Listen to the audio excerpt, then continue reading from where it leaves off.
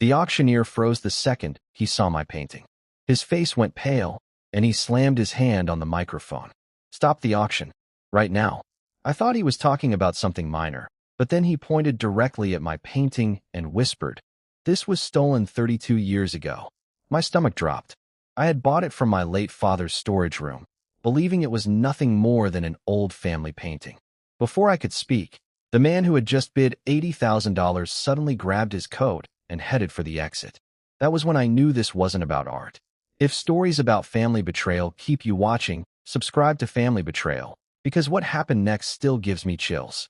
And just so you know, the faces, photos, backgrounds, and scenes in this video are visual recreations meant only to help imagine the story. The auctioneer asked me where I got the painting. I told him the truth. My father had left it behind when he died. He stared at me like I'd just opened a grave.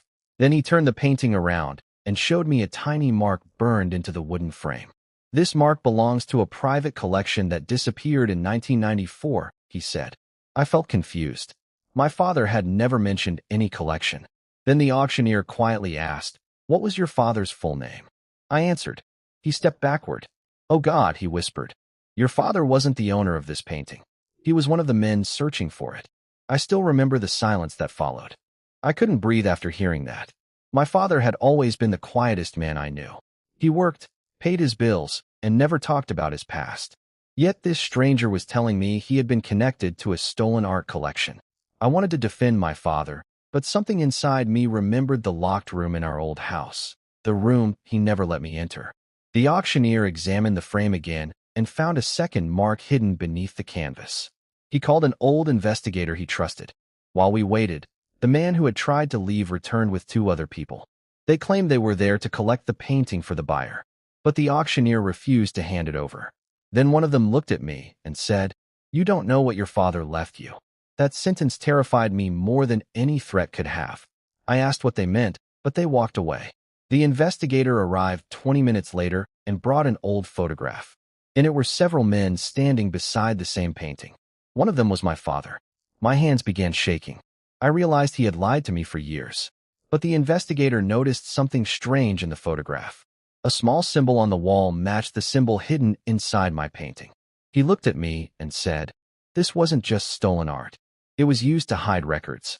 Then he asked the question that changed everything. "Did your father leave you anything else?" I knew then that my father's secret was much bigger than our family. That night, I searched through every box my father had left behind. I found old receipts, photographs, and a key taped beneath a drawer. The key opened the locked room I had avoided for years. Inside was almost nothing, except a metal case. My hands were shaking when I opened it. There were names, dates, auction numbers, and photographs of paintings. Some names belonged to people who had been reported missing decades earlier. Others were wealthy collectors I recognized from the news. Then I found an envelope with my name written on it in my father's handwriting. I expected an apology. Instead, I found a warning. "If you ever find the painting, don't trust the people who come looking for it." I sat on the floor, stunned. My father hadn't kept the secret to protect himself. He had been trying to protect me. The next morning, the investigator told me the police had uncovered links between the stolen collection and a network that had been moving fake ownership records for years. The buyer from the auction wasn't just a buyer.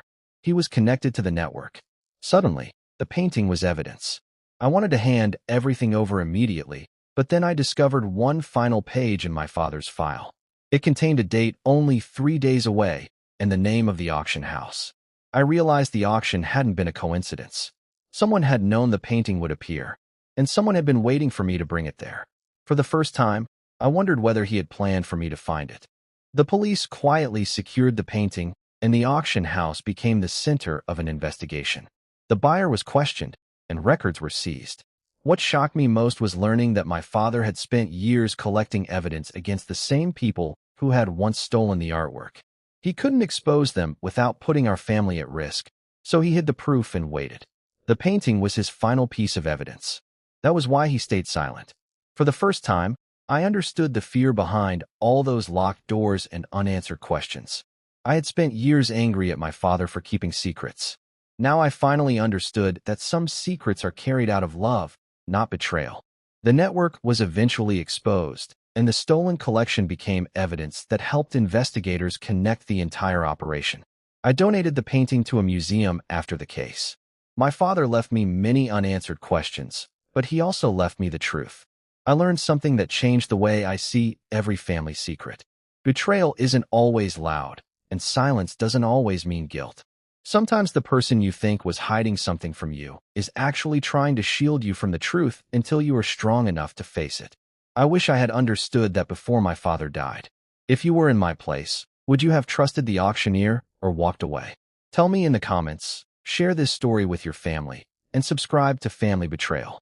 Sometimes the truth doesn't destroy a family, it finally explains it.